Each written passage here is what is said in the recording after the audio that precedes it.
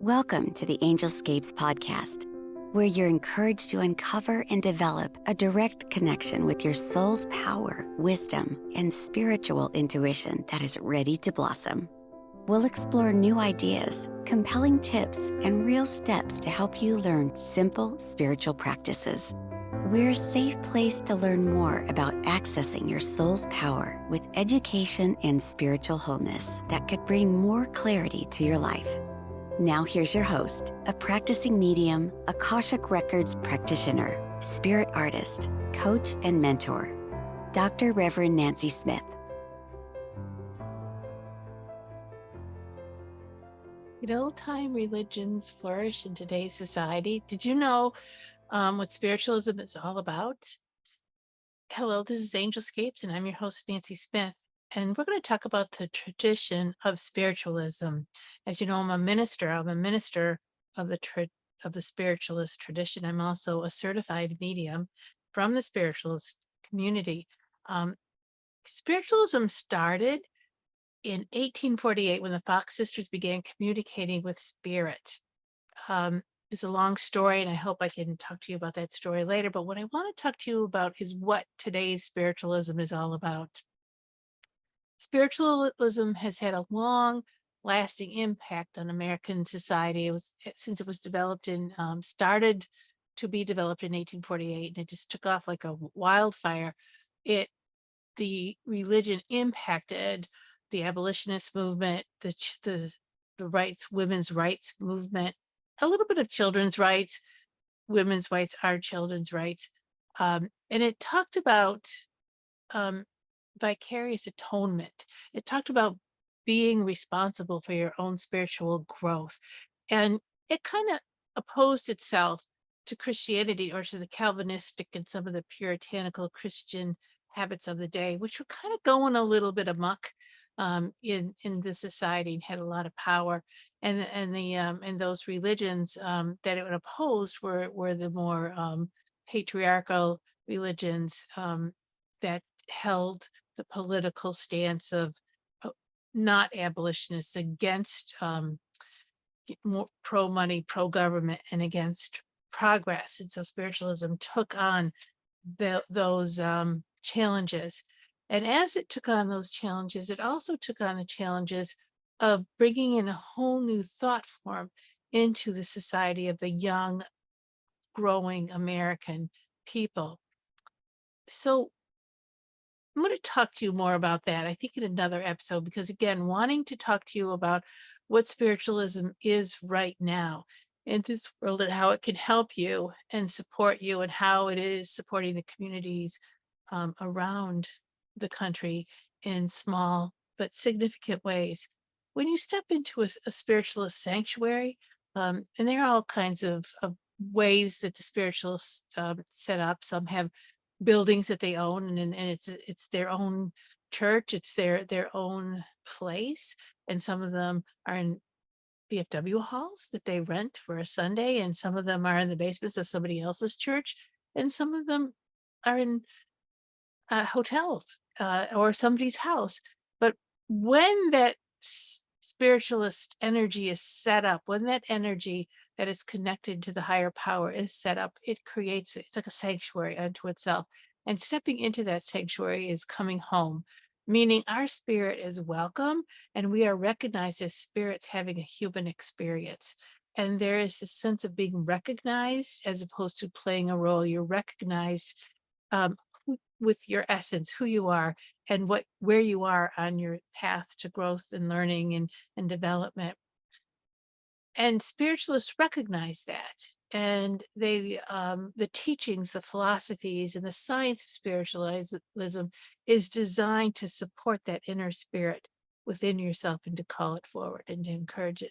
Not necessarily in a dogma or rules, or here's the role that you need to play, but this is who you are. Welcome, just welcome to the community, just as you are. And it's kind of like a remembering, a waking up of something that's been laying deep and dormant within you. That's what many people feel when they step into the spiritualist tradition. Spiritualism, as I said, it's kind of a science, it's a philosophy, and it's a religion of continuous life. The continuity of life is demonstrated through mediumship, which is probably the most popular aspect of spiritualism. And there's also an aspect of healing and becoming whole as we remember, again, that we're spirits having a human experience.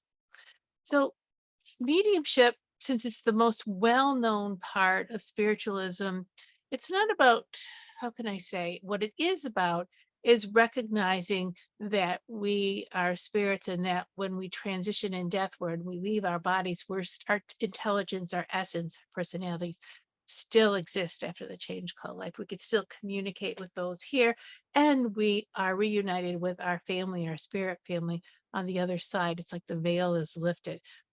Our human bodies are very dense, and it's like we are looking through a glass darkly until we move to that place of clarity that comes after the change called death.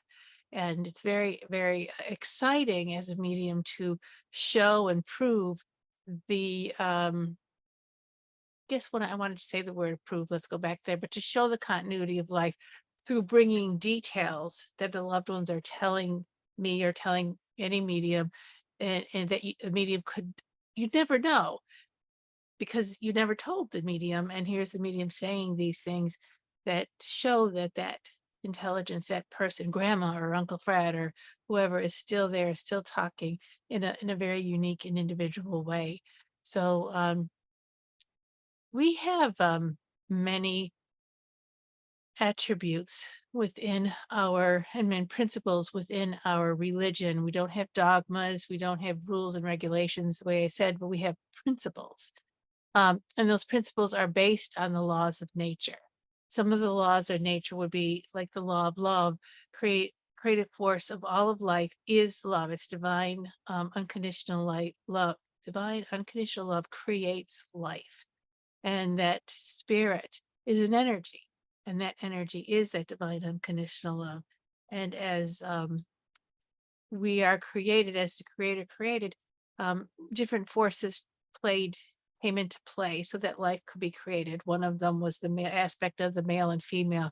You need a aspect and a female aspect to create life. We're not necessarily talking about the archetypes of a male or archetypes of a female. Those just are energies that come together to create life. We talk about the law of opposites, and we talk about the law of attraction, of what the energies that you have within yourself, how you think and where you're moving towards, and the choices that you're making create a certain energy and attract a certain um, pa- part of life towards you. So we talk a lot about that within our community. There's the law of compensation. It's the law that's kind of serves back to us. What we give out comes back to us. And that's called the law of compensation. We kind of get um, a message or something. If you're being mean to somebody, something will come towards you to say, hey, this is your behavior. This is a reflection of you. And then there's the law of cause and effect. Every cause brings about a certain effect in both thought and action. And everything we think creates a ripple, and that ripple returns back to us in this lifetime or maybe the next lifetime. And some spiritualists don't talk about the next lifetime, but maybe it returns back to you in as you progress into the spirit form. That's when you really see the energies and the ripples of what you've created in your life.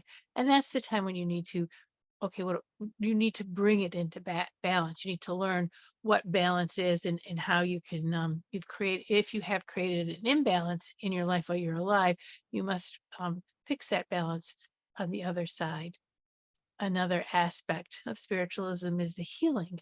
The everything vibrates. Ev- chairs, tables, trees, people, we all it all has a vibrational aspect to it. Everything's always moving. Nothing's staying still. You can see that when you look at the study of cells or the study of atoms, it's always moving. And the same with each of us as a human or a full body or a full tree or a full animal. There are many aspects within that body that vibrate. So when one part of the body gets sick or the mind is vibrating low, it may bring the body to a lower vibration and make it sick. Or to heal, we bring a higher vibration. Maybe we start with our thought and our actions to bring a higher vibration into our body that affects healing within our body. Um, and higher vibration can simply be a choice to think more creatively or more positively, or forgiveness. Also, these aspects play into, and we always know that there's a mind body connection for healing, and that we're not taking away any medical or anything like that, but there is a mind body connection that brings us into a state of well-being, that brings us into health. And this is one of the things that spiritualism teaches, is that healing, and that we're all deserve to be happy. Happiness is attainable to all, and that's one of the big teachings that spiritual has. Happiness is attainable to all as we choose it and as we live it. And again, we're talking about vicarious atonement. We're not carrying a weight of sin with us that we have to clear before we can be happy. We have a direct connection to source. We have a direct connection to that which created us, and we can have a divine conference call, or a divine reciprocal relationship. There's really, in the spiritualist tradition, nothing between us and source. Of course, there are many helpers that help, guides, spirit guides, angels, teachers, masters, and our loved ones are there to help us and intervene. Not to intervene in our behalf, but to say intervene. Say, did you look at it this way? Giving us guidance, or giving us some sort of aha inspiration.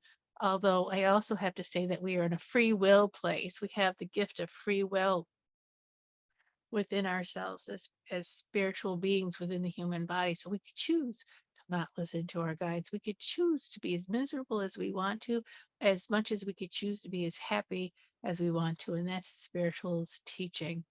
We have principles within the spiritual community. They're not dogma, like I said, but they're principles that we live by, or we try to live by, and that we teach others to live by. And within, under the roof of spiritualism, many religions come and find a place or a home or an aspect. I've talked to many recovering Catholics, making a joke out of that, or Buddhists, Hindus, many different types of Christians, Jewish traditions, all seem to find some kind of resonance within the spiritualist tradition, because it's not a traditional religion. It is a place of coming into your own as a spirit. So the principles, I'm just going to tell you a little bit about them. I kind of go like this. The first principle is we believe in infinite intelligence. As I said, the creator is an energy. That creator, the energy of the creator is love. We're created from divine love. And that is infinitely intelligent. It has a thought form, it has a consciousness, it's great, great, great compassion. And we also believe that the phenomena of nature, both physical and spiritual, are the expression of infinite intelligence. So we want to talk about the natural laws like gravity, but we want to talk about the metaphysical laws. Like I said, everything vibrates. And as you see and live according to those laws, you will find small miracles in your life. You will find things that you never thought possible actually coming forward to say, yes, it is totally possible. It's part of the natural law. And the third principle is we affirm that a correct understanding of such expression and living in accordance with the natural law constitute true religion. So what we talk about is the spirituality of the religion, is the relationship with the natural law, is relationship to that infinite intelligence, love, and light. And that is the religion, so that nothing becomes between you and source, or you and divine intelligence. And that's the religion right there. Um, so the fourth principle is we affirm that the existence and personal identity of the individual continue after the change called death. In spiritualism, we make it very clear, there's no doubt about it, that we do progress to a higher state once we've passed. There is no hell. We go to what we call Summerland, or a place where we're reunited with the other souls, with our true family, and we get to talk about what we experienced in our life. I know a lot of times we've done wrong, or we want to condemn another person, or we feel like we how am I ever going to go to heaven? But spiritualism stops the hell and the purgatory scare, say we all return to source, and we all are responsible for what we've created in our life. And there are many tools, many abilities, many opportunities to bring what we've done into a balance, into an understanding. And there's deep, deep compassion for all those who've had a human life. These human lives are not so easy. And we come in, some of us mentally imbalanced or physically imbalanced, or we're challenged from childhood. So we ask as spiritualists not to necessarily judge each other for what we're doing or what we've done, but to hold everybody in that divine love. I'm not saying that we're going to accept somebody who's going to cause us harm or anything like that, but we want to see the divinity in each person, and we want to call forth that divinity and challenge that divinity to come forward as we let go of the um, the illness or the disease, or we're inviting the spirit to take a more prominent stand in life. And so that's what the continuity of life is all about, that we are spirit. And if we can remember that we're created from love, we're returning to that love. And if we can remember to live in that love right now, that's the true miracle, because that's when things start happening. That's when amazing things present themselves. And that's what the spiritualists pray for and work for. Um, we affirm, this is the fifth principle, we affirm that communication with the soul called dead is a fact, scientifically proven by the phenomena of spiritualism. And why we say scientifically proven is because the mediums that present the mediumship are highly trained to listen to spirit and to bring through what we call evidence. It's not actually police evidence, but it is details and messages and aspects of the person, so that you can't um, deny that that being, that spirit, isn't there. You know, you could feel it. You're recognizing what the medium is saying. Say, yes, that's my Aunt Ethel, or yes, that's mom. Um, and I have to say, we're gonna have a whole nother show on mediumship, and then in the depths that the mediumship can take you to. But in the spiritualist tradition, they actually affirm and stand strong in the fact that as we leave this life, we are here to help each other and guide each other. And then we step into the sixth principle, which was, we believe that the highest morality is contained in the golden rule: do unto others as you would have do unto you. And to me, this golden rule really speaks to becoming healed within yourself, so that you can um, really love yourself and love that your human being next to you. You love humanity, and be positive within humanity. And one of the things that are so very difficult within the spiritualist, any tradition that holds onto the golden rules, you do unto others as you would have do unto yourselves, we don't love ourselves. We don't know what it is to stand in that beautiful love. And and so we don't know how to love each other.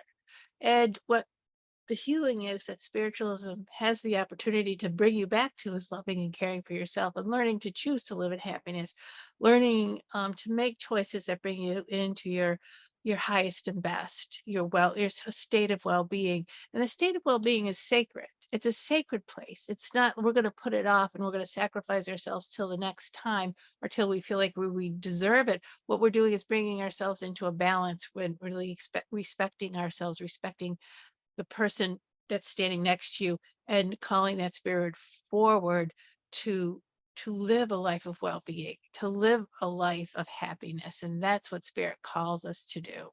So that golden rule is really calling us to love each other, to love ourselves, and bring and elevate ourselves to our highest and best. um the next law, there's 9 of them, so this is number 7. We affirm the moral responsibility of individuals, and that we make our own happiness or unhappiness as we obey or disobey nature's physical or spiritual laws. So it's a mouthful.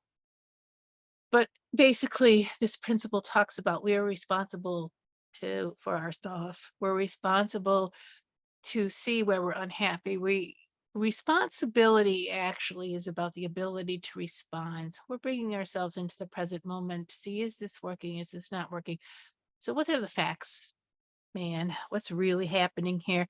So we're being called to be observers and not just necessarily play roles or follow a list of rules and guidelines, as we're being called to, let's say the truth. What's the truth about this life that you're living? What's the truth about how you're expecting your neighbor to live? Is that in their highest and best? Is it in your highest and best? And to understand how the nature and the metaphysical universe work within each other. There's some beautiful teachings in what's called the Kabbalion, old ancient teachings, and they talk about natural laws and metaphysical natural laws that have been proven over and over again to be quite accurate. If you study that, you'll see the power that nature and our own divine beings bring to this lifetime. We often forget how powerful we are as individuals, and a spiritual practice or opening up to these laws, these natural laws, really show you the power of who you are, not power over, but the power that you have within yourself to create happiness. And you got a choice: be miserable, you can be happy, you can kind of be neutral, but we do want to encourage each of you to learn and grow. It's not about coasting till you make it to the end. It's about learning and growing, nurturing your spirit and your soul. And the reason why you came here, the reason why you chose to have this life is brought forward in this particular principle. The eighth principle is we affirm that the doorway to reformation is never closed against any soul here or hereafter. And that's a tough one to chew on for lots of people. Because we're like, you do a bad thing, you're a bad person. There's some horrible things going on. People can really, really do some bad things. And I watch the news too. And yet we claim as spiritualisms that Reformation, the door to Reformation is never closed. Why? Because we are all children of God, and being human is really hard to do. It's really a challenge. And some people don't quite make the challenge, or some people are given certain challenges that we don't understand, that we just can't imagine what they're here to either bring into balance for themselves, or to really their soul really wants to take on a certain challenge. And so we're going to go back when we pass to that higher power, to our spirit self, and then we're going to have a long talk about what we did, how we did it, what were our moralities, what energies and vibrations and meaning that thought is a vibration did we use. So the doors to reformation are not closed. However, we were still responsible for what we've done, what we've said, and the attitudes that we lived in.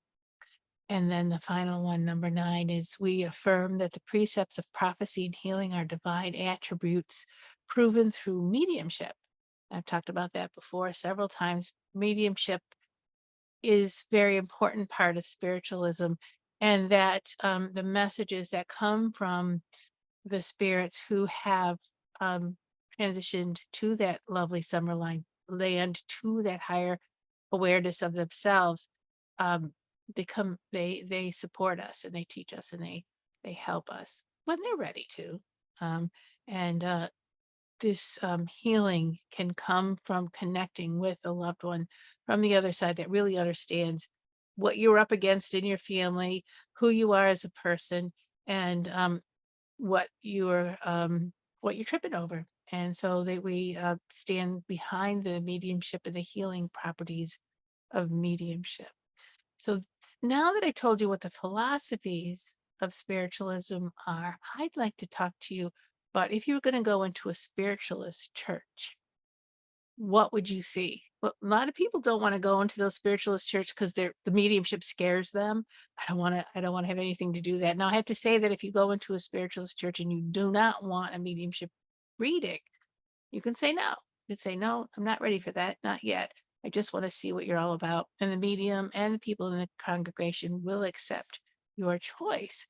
But don't let that keep you from going into a spiritualist service so that you could observe what's going on, because it's fascinating. You'll be very interested. You'll learn a lot. Now, you walk in the spiritual service like any other service. They start with a welcome home talk, and they welcome everybody in the congregation, whether you're a member or not. And then there is a song, like every other service you can imagine. And then we will open with a prayer after the song, and then we'll talk about the principles and what we stand for and what we believe in. So I just read the principles to you, so there'll be a reminder of that. And then we'll come into a healing service. And what the healing service is, and there is a healing prayer. I'll explain it to you in a little bit, where you can sit on chairs and there'll be maybe a light hands on your shoulders, very light, or you can sit in the congregation, remain in the congregation, and there will be a meditation that will take you to a very loving, relaxed place where you can begin to receive healing from the highest source. From, again, we're talking about infinite intelligence, love, and light, and that love. So you're opening up to that high source to bring you into balance, physically, mentally, or emotionally. And we give you when two or more are gathered in prayer and meditation, it makes the energy even bigger, or it makes the prayer even bigger. And so we hold each other in that sacred space, and it's calming, it's gentle, it's relaxing. And in that, you'll hear some music, you'll hear the guided meditation, you'll hear an inspirational reading, and then you will have an opportunity to sit in a healing chair now that COVID's over. But before it was just sitting in the congregation and receiving healing from the healers from each corner of the church. And now that we're able to be closer to each other, we're wearing masks and putting on, you know, sanitary juice on our fingers. And we can gently put the healers will gently put their hands on your shoulders if you wish, and just gently give you that touch to remind you that your spirit is inside and your physical body is coming into balance to heal, to allow your spirit to unfold. And it's calming and relaxing and non-judgmental. It's no, there's really, your own anxiety will be probably because you're not used to it or you don't understand it. So that's why I thought I would give you this talk on this podcast. So once the healing service is over, then there will be an inspirational talk. Usually it's the person who's going to do the mediumship also does the inspirational talk. Sometimes it's split and two people are there. And the inspirational talk is usually about some theology or philosophy of spiritualism, and an inspiration to help you step into that spiritual life or that spiritual understanding. Then there's an offering to support the church, like every other church. And then there is a blessing of the offering, and then the mediumship will start. And this is where spiritualism demonstrates the continuity of life. This is the only religion I know that actually the proof is in the pudding. They actually get up and practice what they preach. And it's usually a beautiful time. Each medium, if you've gone to different services, you'll see that each medium has a different personality, a different way of presenting, but the spirit's information. So you'll have the description of the spirit, the connection up to the congregation of who recognizes it, and then the message will be delivered from spirit why they're here and the love that they have to offer. And again, if a medium comes to you and you don't want it, you can say no, or I challenge you to say yes. Okay, I'll listen to it. And mediumship, um, it's not a I always say it's not a Kodak moment, or it's not what you think it is. It's never what you think it is. It's what spirit wants to tell you. So as you approach mediumship, soften your mind, soften your heart, and let spirit present themselves to you the way they see themselves, the way that they want to be remembered, or the way that they experience their lives may not have been the way that you experienced their lives. It's as complex as the relationship was when they were alive. So listen and open your heart, and let some new awareness comes through. It can be a very life-changing moment. And from the end of the mediumship is a benediction, which is a closing prayer and a blessing of everyone, the congregation. Everyone's been in the church, or you're in your loved ones. And then we have coffee afterwards, or we have community building afterwards. And it's usually a nice time, if you don't know anybody, to stick around and just talk to the people who are part of the community to say, what are you doing? How do you live this? What is important to you? The neat thing about spiritualism is people there are there because they really want to. They're usually called to be part of spiritualism. They're usually not raised in the religion.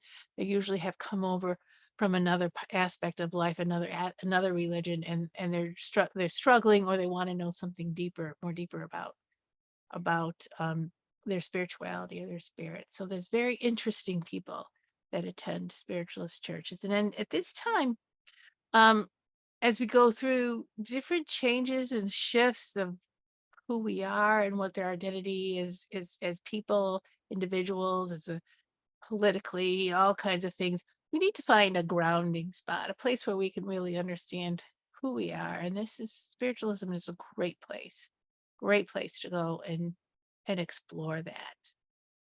I wanted to go back to the healing prayer. When we're in the healing service, you can pray for the loved ones who are not with you, who you think need some healing and help.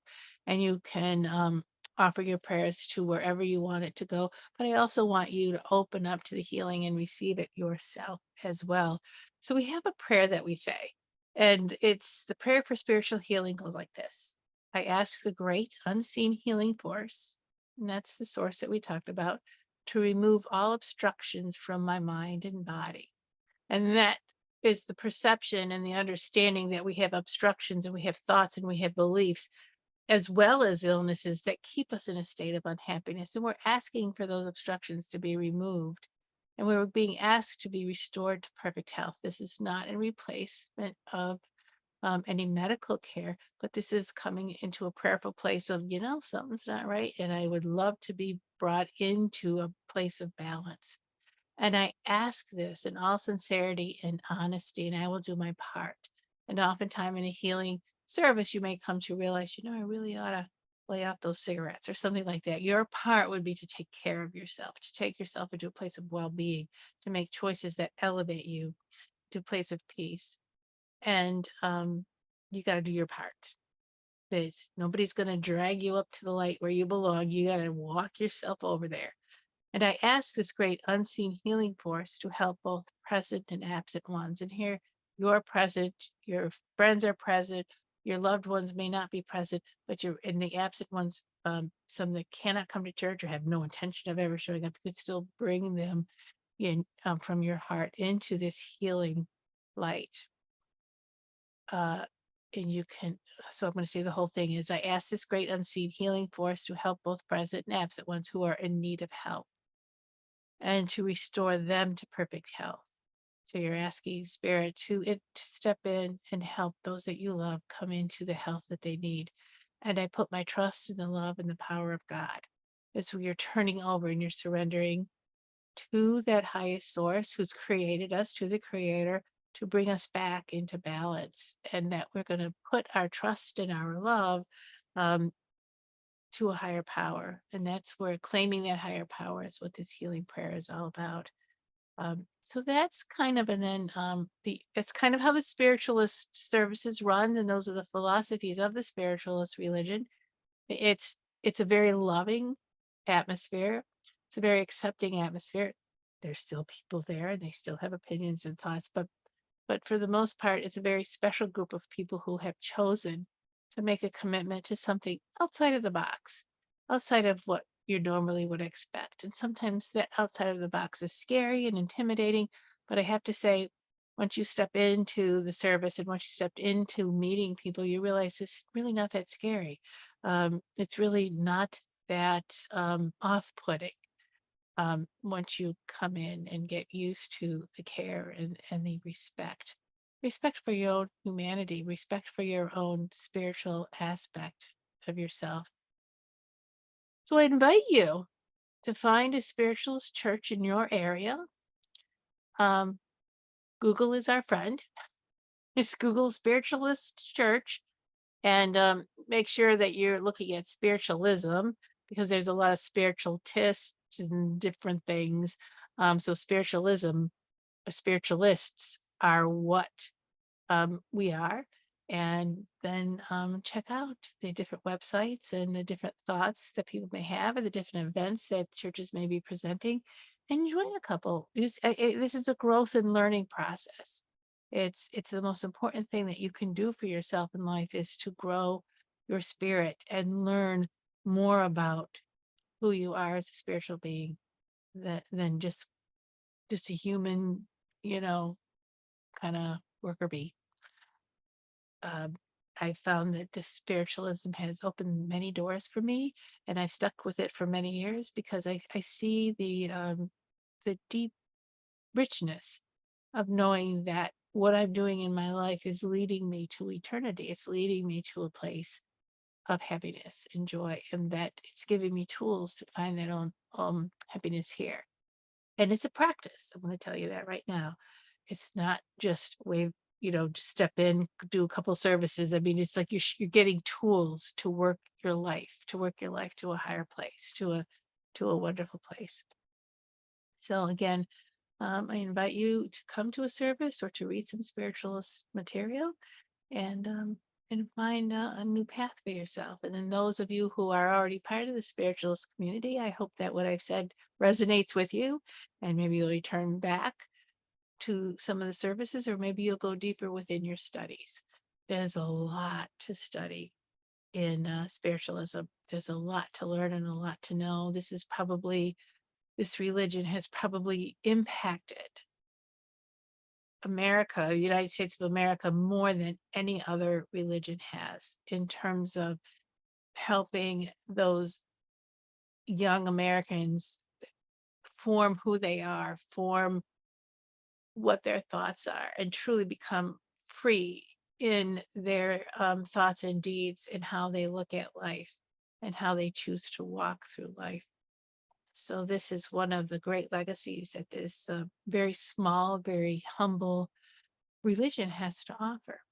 So thanks for listening. Thanks for considering the ideas of spiritualism. And I give you all the best in the world. I'm Nancy. You can find me on angelscapes.net. You can certainly get a hold of me and talk to me more if you have any questions, and I would love to answer them. So for now, be at peace, be happy, and listen to your guides, listen to spirit, and let them speak to you. Till next time, bye. Thank you for joining the Angelscapes podcast. We hope you've gained new insights and inspiration for your journey to uncover and access your soul's power. For more information and a deeper dive into finding clarity in your life, go to angelscapes.net. Remember to subscribe so you can be part of the discussion. It may just change your life. See you next time.